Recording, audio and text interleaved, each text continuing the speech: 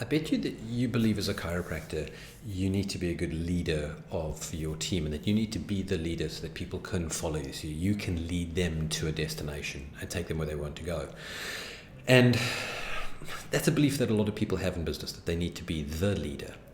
But there's a couple of problems with that. The problem with that is that if you believe that you need to be the leader and people just need to do what you say, then what's going to happen is you're going to breed a culture where there's no innovation, there's no intuition used by the other members of your team. Everybody just blindly follows what you do and what you say, sometimes what you do more than what you say.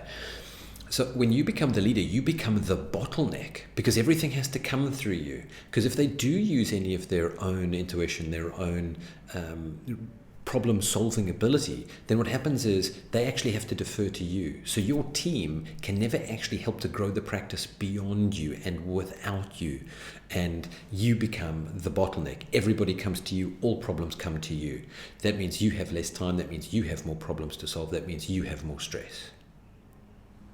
So what if you weren't the bottleneck in your practice? What if your practice could grow even without you? What if your practice could function better without you? What if you and your team were accountable to each other for different roles at different times? Not this rigid hierarchy, but a more mixed mesh of accountability. Now, it sounds a bit like a mess, but actually it's an organic, vitalistic structure when it works like that.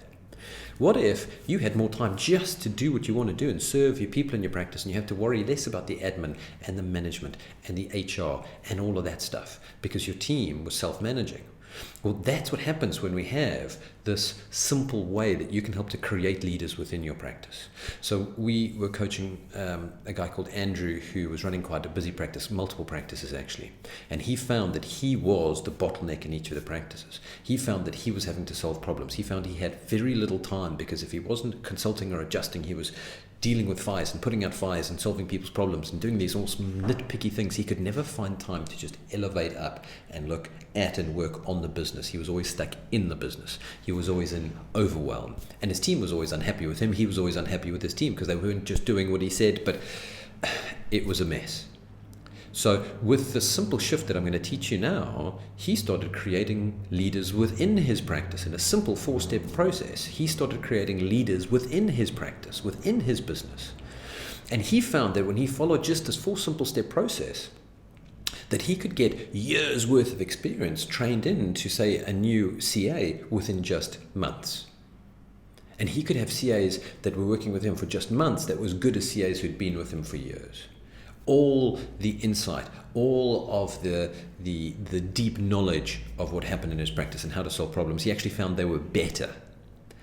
And he found that he didn't have to be the one to do all this training, because if it sounds like you're busy already, you don't want to do extra training, but you don't have to be the one to do all the training.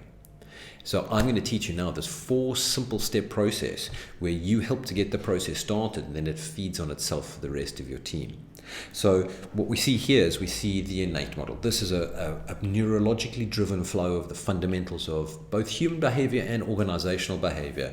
And the process starts where you give a member of your team, whether it's another chiropractor, whether it's a CA, whether this is a contractor you work with, this is how you could actually help your accountant or graphic designer or somebody else to train up better, to know what you want and how you want them to do things. So first of all is you have to give them purpose. Human beings are purpose-driven entities. We need purpose, especially as adults. Purpose drives us really, really strongly. So if you can be crystal clear when you want your team member to be moving in a direction and growing in a direction, you have to be crystal clear on the purpose that direction has. Whether you're training them on how to do a first phone call or take in a first phone call, whether you're training them on how to do finish up an initial consult. Whatever you're training them on, be crystal clear with the purpose you're giving them. The next thing you want to do is you want to give them a path. Now, this path includes resources. So again, you don't have to be doing all the training, but if you watch a good video, read a good book, listen to a good podcast, come across some audio, even one of these trainings that you want your team to take on, these are the little bits of resources that you start to lay down in front of them. Now, this could be as short as a 1 or 2 minute video, or it could be a whole book. And then you give them a time frame to consume and go through that. So they have this thing to take on, this resource to take on that they can do. And then you're giving them some accountability.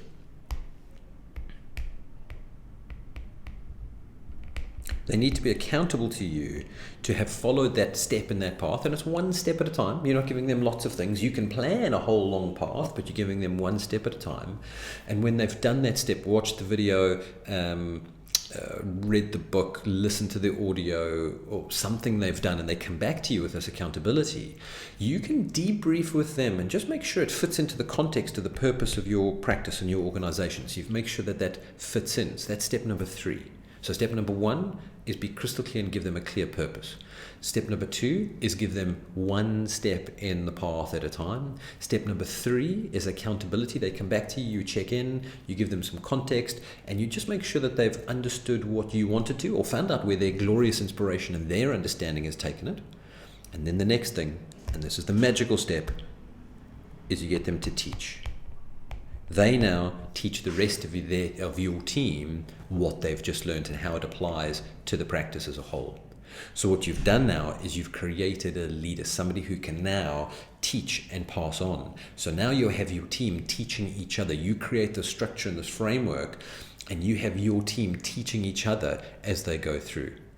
Isn't that such a powerful process? Where you can create leaders in your practice, you can have more freedom, you can focus on the things that you are best on, and you can help their genius potential to come through so your business can grow, and it doesn't have to be you pushing it all the time. So that is the simple 4-step process to growing and creating leaders in your practice. So if this is something that you like, make sure that you grab the download. The link's going to be down below this video. And if you would like your team to be able to grow without you, if you'd like to be running in a practice that's more self-managing rather than being stuck on you, then maybe you'd consider joining a case study that we're putting together, and we're taking a small group of chiropractors and helping them to learn these skills. So if that interests you, please click on the link down below.